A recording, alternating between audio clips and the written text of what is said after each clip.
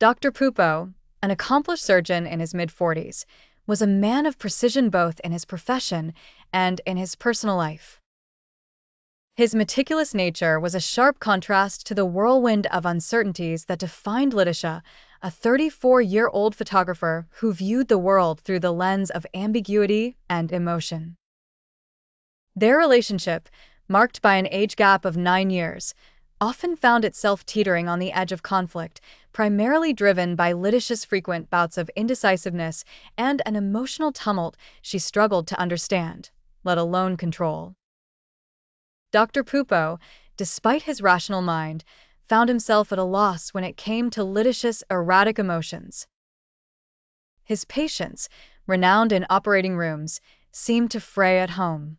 One chilly evening, as they sat in their cozy living room, a minor disagreement spiraled into a full-blown argument. "Why can't you just make up your mind about anything?" Dr. Pupo's voice, usually measured and calm, had an edge of frustration. Leticia's eyes welled up, betraying her inner turmoil. "You think it's easy for me? I just don't know sometimes."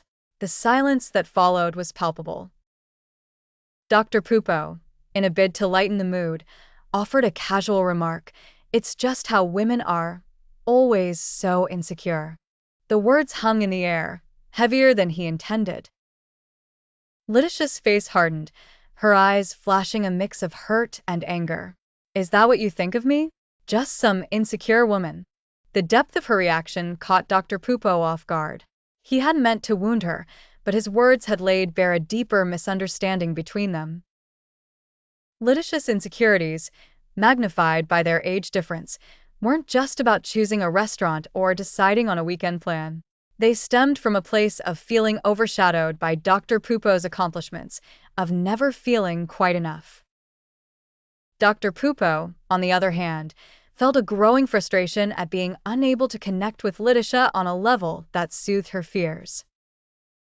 His logical approach to life clashed with her emotional one, creating a chasm that seemed to widen with every disagreement.